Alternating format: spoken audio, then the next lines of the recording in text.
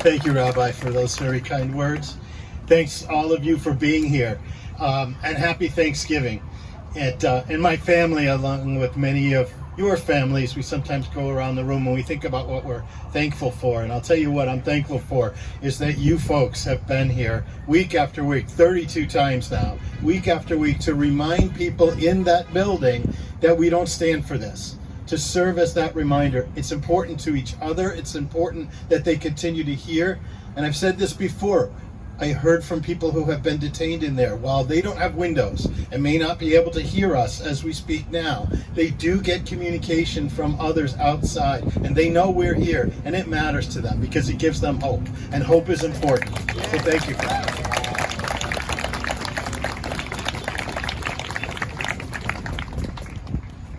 And it's very important, as I pull out my notes to introduce our senator, that that we remember that while we have a lot to be thankful for, as the minister said, while we have a lot to be thankful for, we also have reasons not to be satisfied with where we are now. And you're here to remind us that we can do so much better by standing up for our neighbors and our friends and making sure that this is a society where everyone on Thanksgiving can say that they're grateful for what they have. Because we have neighbors right now who don't have much to be grateful for because they're contained in a building that is a detention center disguised as a field office. So, let me tell you a little bit about my friend Ed Markey. He wasn't born into wealth like some in the national government. He knows what it's like to struggle to make ends meet. Most of you know that he grew up in Malden. He's the son of parents who came from Lawrence. His father was not a wealthy landlord.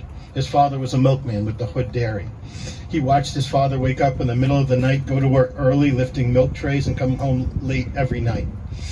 He watched as his mother, the valedictorian of his high school class, right? She forewent a career because her role in those days was to take care of her family when her mother fell ill. And that was a good thing, because as smart as she was, Ed told me more than once how his mother was able to figure out how to stretch out $1 for food and clothing, and how he never felt that he was wanting for anything. And I bring that up because Ed understands the plight of those who are not powerful. He understands the plight of those who struggle. And that's why he has had such a focus on the challenge, the plight of immigrants in this state since these issues arose. He's been there fighting for them. He's never forgotten them. He's gone to work to do it. And that's why this is so important. He takes the plight of the underdog to heart. He's continued to meet with Marcelo Gomes da Silva. That's the name that you heard just recently. He's the 16-year-old boy from Milford who was taken for 6 days when ICE denied he was here that long. When ICE denied he was here overnight that long. Well, we believe Marcelo. He has no reason to lie. In fact, what he said, 16-year-old boy, what he said was, you know, it's okay. You don't have to lie about it. As he clung to a piece of Mylar blanket he was given when the ICE people said, no, he wasn't even here overnight, right? Marcelo said something else that was really interesting and insightful for a 16-year-old boy. He said, you know, I'm out now. I've gotten out.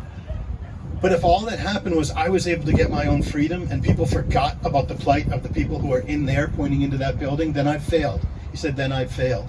Well, Senator Markey met with Marcelo just, I think, a few days ago, continued to have that dialogue, continued to show Marcelo and other immigrants that the people who are being detained in this building and others like it are not forgotten. And that's important to us, and it's important to them.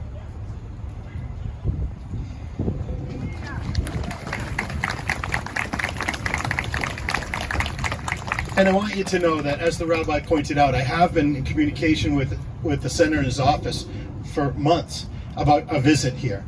The Senate has a schedule where they go in for votes, and midweek, including Wednesday, which is obviously right in the center of the week, they have to take votes. So every week we were looking for an opportunity for the senator to get here. When the government shut down, the Senate didn't shut down. So he was still in Washington working at the time, or he would have been here a lot sooner. But this was the first opportunity, and what happened was his staff, Jim Cantwell, called and said, how about the day before Thanksgiving? And first of all, I'm so impressed the day before Thanksgiving we still have as many of you here, because I wondered, it's a busy week. But despite the fact that he has Thanksgiving to celebrate too, we said, yeah, the day before, let's make that happen. And it did. So it's a real testament to the commitment of Senator Markey that he's here with you now. Woohoo! All right.